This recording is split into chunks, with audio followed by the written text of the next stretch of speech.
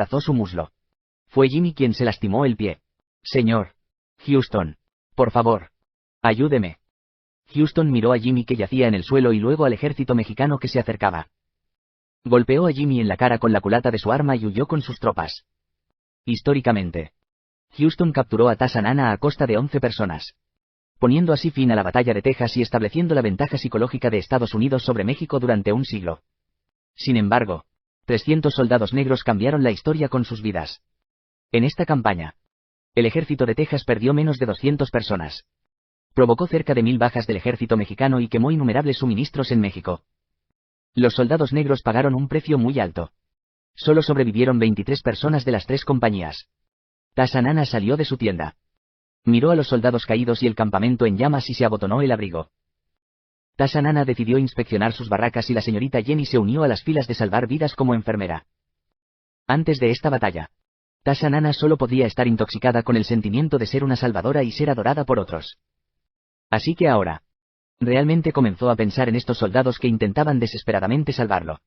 Tassanana, como presidente, no entiende de política. Como general, no sabe pelear.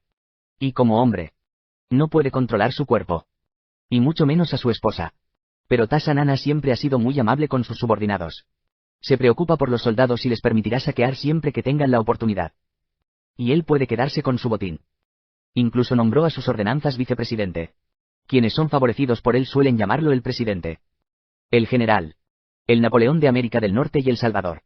Sin embargo, en el momento crítico, todas esas personas huyeron en todas direcciones, abandonándolo. Y el ejército de 3000 efectivos fue casi atravesado por 800 personas. Si no fuera por los 300 soldados negros, Tassanana habría ido a ver a Dios. O estaría encerrada en una celda en el cuartel de Houston.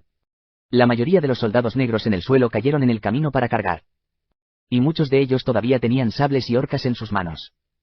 Un soldado negro está muerto. Pero sus manos aún están estrangulando el cuello de un tejano. Tassanana tomó las estadísticas de daños de batalla enviadas por el ordenanza y se quitó el sombrero para rendir homenaje a estas valientes personas. Tassanana ordenó el entierro de estos guerreros y ascendió a los 23 soldados negros sobrevivientes a suboficiales.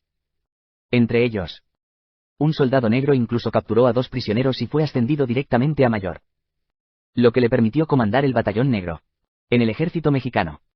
El puesto oficial de mayor no es bajo y definitivamente puede considerarse como un ascenso excepcional. En ese momento, la fuerza militar total en México era de solo 27,000. Y un coronel a menudo controlaba de 1,000 a 1,500 soldados. Y solo había una docena de coroneles y oficiales con poder real en el país. Aunque Tassanana es el presidente ahora, prefiere que lo llamen general porque lo fue en el pasado. En el ejército mexicano, un general es el rango más alto. Y solo hay 4 personas en el país que ostentan este título. Para premiar la valentía del soldado negro, Tassanana decidió darle un nombre en español. Diego, que significa guerrero valiente. Tassanana le pregunta a Diego, ¿qué quieres? Balas. Señor. Tassanana arrancó la bolsa de balas de Diego y descubrió que contenía piedras. Intendente. Rugió Tassanana. El intendente se acercó trotando y Tassanana le arrojó la bolsa de balas al intendente. ¿Cómo va esto? El intendente miró las piedras en la bolsa con una expresión avergonzada. Tal vez. Lo tomé mal. Tassanana sacó su pistola de un solo tiro y apuntó a la frente del intendente. ¿Error? Mis soldados no tienen balas. Ni rifles. Luchan con cuchillos y lanzas. ¿Crees que están equivocados? El intendente se arrodilló en el suelo y rogó. Esto es solo una broma. Su excelencia. Déjeme ir. Mucha gente sabe que el intendente enviaba piedras a los soldados negros como munición. Y todos elogiaron su humor en ese momento. ¿Una broma? Solo por tu broma. Enterré al mejor soldado bajo mi mando. ¿Has pensado en cómo moriste? En ese momento, el intendente se dio cuenta de la gravedad del problema. La persona frente a él no solo era el presidente de México, sino también un caudillo asesino y líder de bandidos. Déjame en paz. Por el amor de Dios. ¿Dejarte ir? ¿Cómo puedo explicarle a esos soldados muertos? Mi cuñado es el general Gabriel y es tu aliado. ¿Gabriel? Pela su piel y envíasela a Gabriel cuando regrese a casa para que pueda reconocerlo. 2 soldados nativos colocaron al intendente general a una izquierda y otra a la derecha. Y caminaron hacia el espacio abierto en medio del cuartel. Déjeme en paz. General. Presidente. Tassanana no prestó atención al maldito intendente. Pero invitó a Gablenz y Stadion a ver la ejecución juntos con gran interés. Ante el cuerpo del intendente, Tassanana anunció: cualquiera que lucha por México es ciudadano de México. Cualquier soldado en México es soldado de mi Tassanana. Todos los ciudadanos, todos los soldados disfrutan del mismo trato.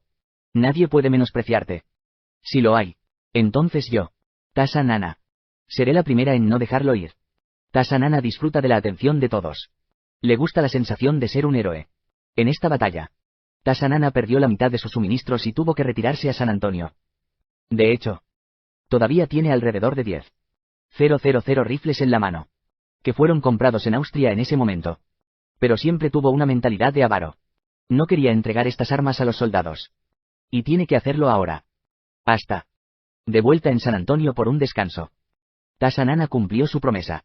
Liberó a todos los esclavos de San Antonio. Y les dio unas plantaciones abandonadas por los tejanos. Y les dio la seguridad de una vida digna.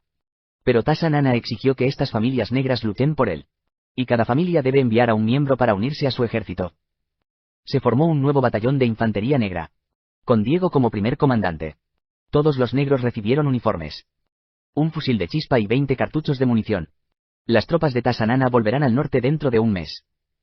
Viena. El Colegio de Médicos, representado por el Dr. Thomas, protestó contra el emperador Fernando y creían que las manos de los médicos eran sagradas y era descortés pedirles que se lavaran las manos. Si el emperador insistía en sus impertinentes demandas, los médicos de toda Viena se declaraban en huelga. El conde Korolov y el príncipe Metternich tienen mucha curiosidad. www.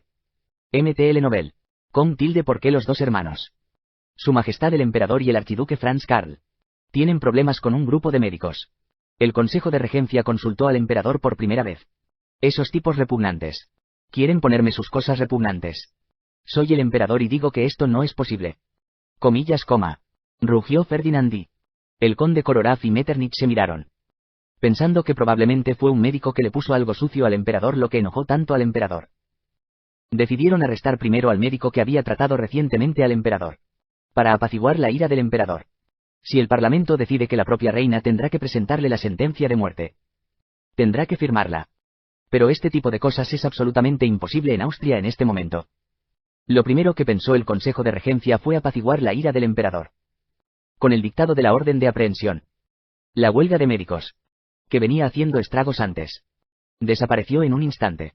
Incluso el doctor Thomas volvió a su trabajo, gritando, larga vida a Fernando I, todos los días cuando veía a todos. Por miedo a ser arrestado por la policía secreta, Franz recopiló especialmente muchas pruebas para esto. Iba a tener un debate con médicos de toda Viena. E incluso invitó a la iglesia a retirarse. Por supuesto. También estaba preparado para ser considerado un lunático. Después de todo, el primer médico de la historia que propuso el método de lavarse las manos fue asesinado a golpes por sus colegas por lunático. Sin embargo, a medida que la investigación se profundizaba, Franz se puso cada vez más furioso y sintió que el asesino civil debía morir. Según el testimonio del asistente del doctor Thomas, el doctor Thomas se lavaba las manos con alcohol antes de ver a un médico para los nobles cada vez. Pero no para la gente común. Esto no es negligencia médica. Es asesinato. Viena. Hospital General. El doctor Thomas estaba haciendo las maletas. Odiaba a este malvado país. Era tan joven y rico y hablaba francés que podía ir a París y conseguir un mejor trabajo. Thomas es médico. La mayor profesión de esta era además de los banqueros. Doctor Thomas. Doctor Thomas. Ese idiota del gran duque quiere retarlo. Esta es la carta de desafío que acaba de enviar el cartero. ¿La aceptará? Comillas, gritó emocionado el asistente de Thomas. ¿Qué idiota gran duque? Es el hermano menor del emperador. ¿El archiduque Franz Karl? Preguntó el doctor Thomas sospechosamente. Ese idiota quiere desafiarme. No hay nada por lo que estar feliz. Soy médico. ¿Cómo puedo pelear contra un idiota? Explicó el asistente. Oh, no. Doctor Thomas. No es un duelo. Él quiere discutir con usted y se llevará a cabo en la plaza del Parque Central en Viena este fin de semana. El doctor Thomas se quedó atónito por un momento. Luego, de repente, se echó a reír. Interesante. Acepto este desafío. Quiero desacreditar a la familia Habsburgo. Pronto. La noticia de que el doctor Thomas iba a debatir con el archiduque Franz Karl en el Parque Central de Viena se extendió por toda Viena. Y algunas personas incluso se apresuraron a ir a Viena durante la noche desde otros lugares solo para presenciar este maravilloso debate. El asunto se discutía en tabernas y cafeterías. ¿Has oído? Ese idiota del Gran Duque va a tener un debate con una verdadera élite social. Dijiste que el Gran Duque tiene la intención de usar este método para persuadir a los médicos de que cumplan con el nuevo decreto hecho por él. ¿Emperador? ¿Qué nueva ley? No he oído hablar de ella. No tiene nada que ver con la gente común como nosotros. Es solo que los médicos deben lavarse las manos antes de ver a los pacientes. Es solo para lavarse las manos. Y no les corresponde pagar impuestos. ¿Esos médicos van a desobedecer la orden del emperador por esto? ¿No es así? Siempre sienten que son nobles. Y las personas nobles no necesitan lavarse las manos. ¿Qué tan noble?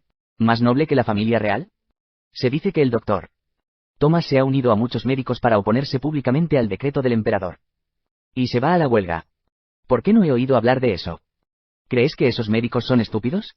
Hay muchos simpatizantes. Pero no hay muchos cuando salen a la calle. Se dice que este incidente enfureció al emperador y la policía secreta ya comenzó a arrestar a la gente. En ese momento, alguien de la mesa de al lado interrumpió. Las noticias que escuché son diferentes a las tuyas. Escuché que cuando un médico estaba tratando al emperador, no se lavó las manos ni limpió la mierda del emperador. El emperador estaba muy enojado. Así que le pidió al médico que se lavara las manos antes. Ver a un médico. Ah, realmente pervertido. No es de extrañar que el emperador esté enojado. No hables de eso.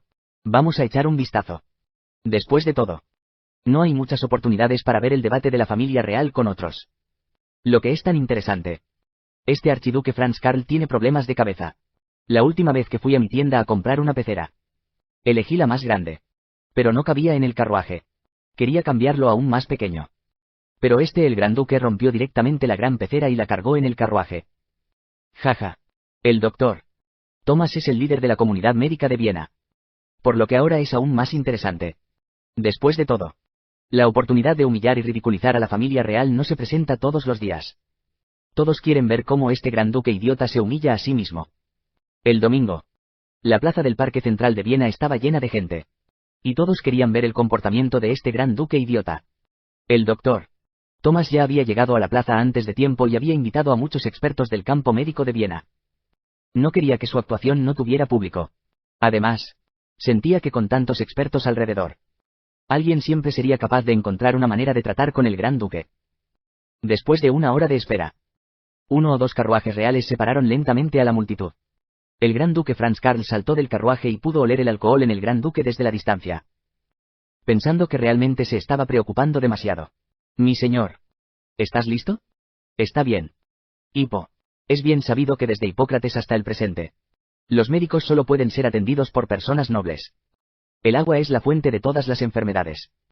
El agua debilitará la función de los órganos humanos. El agua fría causará resfriados y diarrea. Y el agua caliente hacer que los poros se abran, inhalando así más gérmenes dañinos. Lo que lleva a enfermedades graves como la tuberculosis. Thomas hablaba sin parar sobre las reglas que los médicos en esta época han sellado como la regla de oro.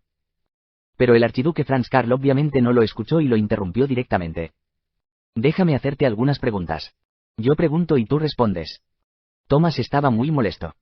Pero la disparidad de estatus lo puso en apuros. Tú dices, ¿te lavarás las manos antes de operarme? No. Las manos del doctor son nobles y santas. El doctor Thomas trató de tocar una fibra sensible para que el gran duque pudiera salir antes. ¿Te lavas las manos después de la cirugía? Sí. Después de todo, es pegajoso e incómodo. Entonces, ¿por qué no te lavaste las manos antes de la operación? Porque no hay nada en él. ¿A qué te refieres? Sangre. Órganos internos. En fin, esas cosas en la gente. Oh, entonces tienes que lavarte las manos después de tocar a las personas. ¿Por qué no te lavas las manos después de tocar otras cosas? ¿Crees que los miembros de la familia Habsburgo no son tan buenos como el papel de paja que usaste? Yo no. Entonces, ¿por qué desobedeciste el edicto de mi hermano? ¿Te llamaron asesino de civiles? Esto es porque. Pero antes de que el doctor Thomas explicara claramente, el archiduque Franz Karl continuó preguntando. ¿Por qué asesinaste a la gente del Imperio Austriaco? No lo hice. Ese es mi trabajo. Solo soy un médico. Solo trato a las personas. En ese momento, Thalía tomó al asistente de Thomas y 2 cuadernos gruesos y subió al podio. Aquí hay 2 cuadernos. Uno registra los registros de práctica del doctor Thomas durante los últimos 10 años y el otro es el diario de observación del Dr. Thomas.